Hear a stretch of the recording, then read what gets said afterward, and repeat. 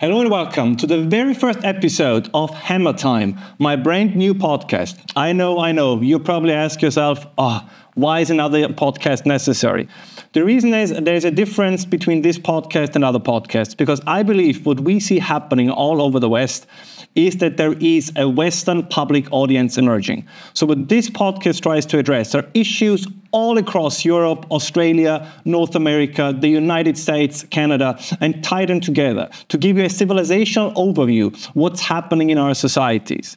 So I'm asking you to bear with me in this first episode and all the other weekly episodes that are going to come. You can find the podcast on all your favorite platforms to listen to, and also in the video format on X, on Facebook, on YouTube. And of course, all of this is entirely free for your consumption, your enjoyment. So I hope you'll bear with me in this new endeavor, and I hope you find it both informative and entertaining. I would also like you to engage with me. Please leave comments on whatever platform you use, questions, things you would like me to address, things you would like me to engage with. So I'm very happy and very open to include you as much as possible in the selection of topics and the things we talk about. Another reason why I believe that this podcast is important is what we saw happening over the last couple of weeks was the death of the mainstream and the legacy media. The attempts by the legacy media to tell us over 4 years that Joe Biden is the sharpest tool in the shed, a man who is reciting Greek philosophy, who is on top of every issue that lands on his desk, has been shattered by the disastrous performance in the debate with Donald Trump. Now, what we have to look at is what alternative media environment can we build where we not just pretend to present you objective facts, because what I will do is to present you the facts as they are, but tell you how I view them from a conservative perspective. So I'm not going to try to gaslight you. I'm not trying to tell you that I'm presenting a position that is purely objective. I believe, among all the other things that we're going to talk about in this podcast, is that the survival of Western civilization truly is at stake. And in order to ensure that we can go on, we have to be clear about what kind of leadership, what kind of leaders we want to see in office, so we have to report honestly about them. But not just about the leadership itself, also about the media and how they report about this. So I want to begin with a wonderful headline that I found about foreign spies who likely knew of Biden's age-related decline, as John Schindler, a former NSA official, says. Now, this is some quite insightful revelation. So are you telling us that the mental decline of the American president that was visible for everybody who had access to social media, that had access to the video recordings, to everything we saw over the last 4 years, to press conferences, that these things have been also seen by foreign spies, that it was Russian crack spies, Russian crack agents who found out that something was going on? I mean, I would like to draw your attention to just the recent NATO summit and the short press conference that Joe Biden gave. And let's judge for yourself what kind of agent and spy training you would need to decipher the potential mental capacity and state of the American president. I wouldn't have picked Vice President Trump to be vice president, but I think she was not qualified to be president. So let's start there. Vice President Trump. Well, here we see the true plan of the Biden administration, because if he should resign, Trump will automatically become president. Now, one could argue this happens in the heat of the moment during a press conference.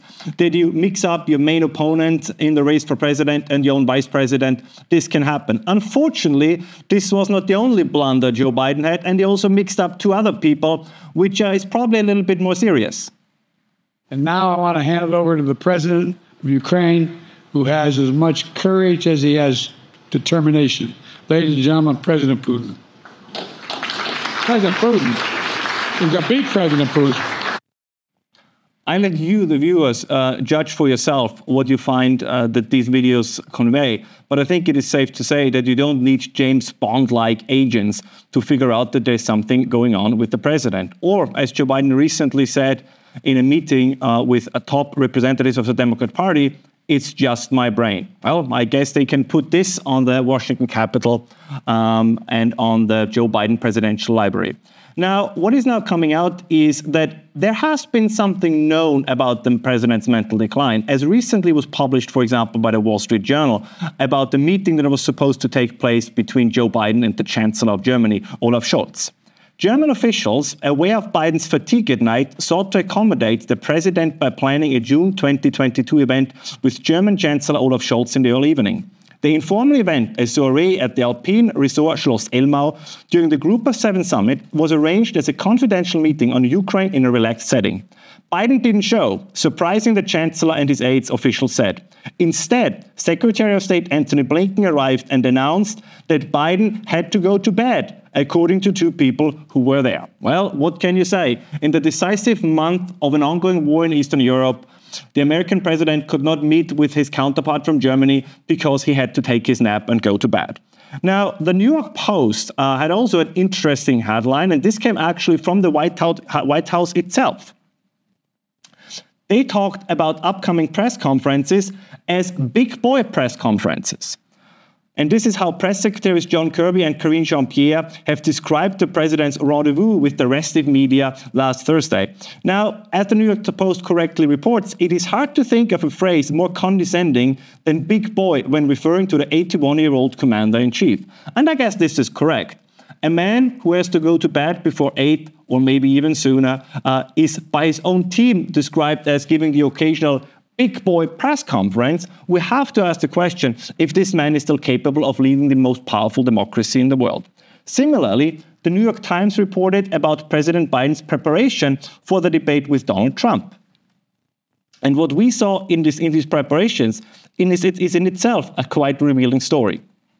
The preparations, which took place over 6 days, never started before 11 a.m., and Mr. Biden was given time for an afternoon nap each day, according to a person familiar with the process.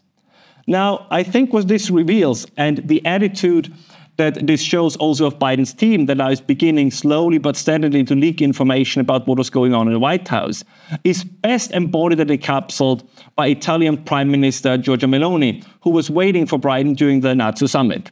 Now, Meloni, no stranger to expressing her feelings in obvious ways, was seemingly and obviously annoyed by what was going on during the NATO summit.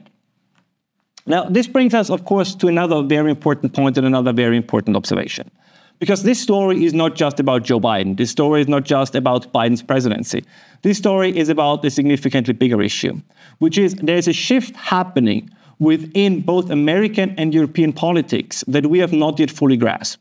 And I think one way to best describe this is if we take a look on what's going on with, for example, young Black American voters and the young Black American population.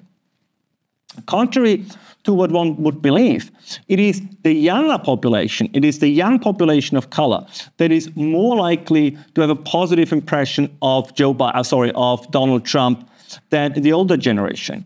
And this is remarkable in several ways, because one would assume that if these trends, and this is a graph from the Financial Times, if these trends continue, that you can find a realignment, not just along the younger generation, but also among peoples of color, the African-American population, who the younger they are, the less disinclined they seem to be to give Donald Trump their vote. Now, to be clear, Republicans and conservatives still have long ways to go. But the movement, the shift is happening. And I think we have to ask ourselves, why is this shift actually happening?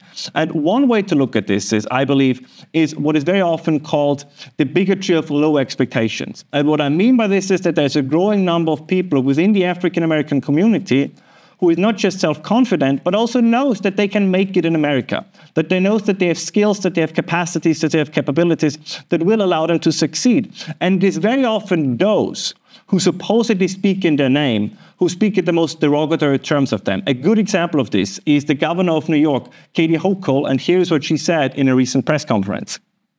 Young Black kids growing up in the Bronx who don't even know what the word a computer is. They don't know. They don't know these things. And I want the world open up to all of them, because when you have their diverse voices innovating solutions through technology, then you're really addressing society's broader challenges.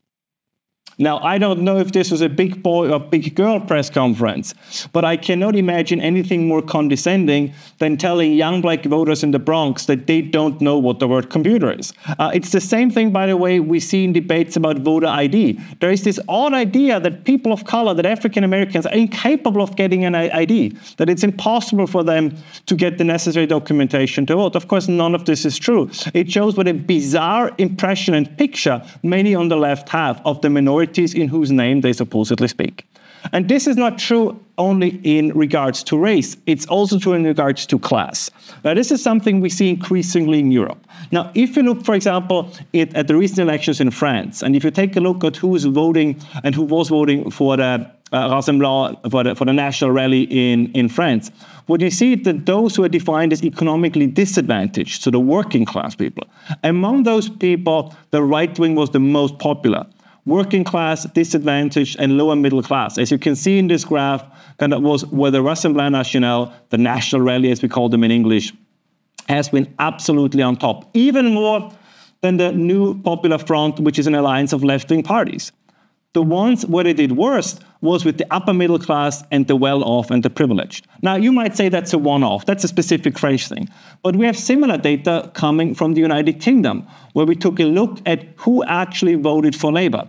And this is the first time ever that the Labour vote, so the so-called working class party, the Labour Party, got less than 50% of the vote from the working class. So there is a shift, a realignment taking place, both in the United States and in Europe, where a growing number of voters, a growing number of people is no longer feeling represented by the political system, and so they shift from the left to the right, because they have realized that both in racial terms, in racial politics, but also in economic politics, the left is not really interested in them. They are not interested in their actual life and working conditions. They use them as a screen for projection. It is something they like to talk about, they like to speak in the name of the working class, in the name of minorities, but they are entirely detached from the lived reality of those people. Now, for a long time, this was possible to go on, protected by the media, and who communicated the idea that these people really speak for the minorities, that the Democrats, the Labour Party, Emmanuel Macron, that they really have the plight of the working class at heart. As long as the media went along with this lie, it was possible for them to go on in such a fashion. But now this is changing. Now, also due to the spread of social media, to the possibility to find alternative forms of information like this podcast, it has become possible for people to figure out that maybe these politicians and these parties don't really have the interest at heart. Another reason, of course, why we see this switch happening is due to the matter of migration. Now, there has been a long debate going on at how we shall treat and how we shall talk about migration. So I just want to share a quick headline with you from today's Telegraph. Now, what happened recently in Poland was that an EU border guard was killed by spear-throwing migrants. So apparently, a number of migrants, of potential illegal migrants, that were shipped to the border between Belarus and Poland with Russian support, then began throwing spears at the border guards on the Polish side, killing one Polish border guard. We often talk about whether we should call this migration or an invasion. And for a long time, I myself hesitated to use the term invasion for what was going on. But we have to ask the question, what is the difference between migration and invasion? What is the difference between uncontrolled migration and an invasion? Controlled migration would be a very simple thing. People fill out the required paperwork. Ideally, they do so in their country of origin. They come to court dates. They have passports. They self-identify where they come from. And if their claims are rejected, if they are not granted refugee status, they leave the country voluntarily.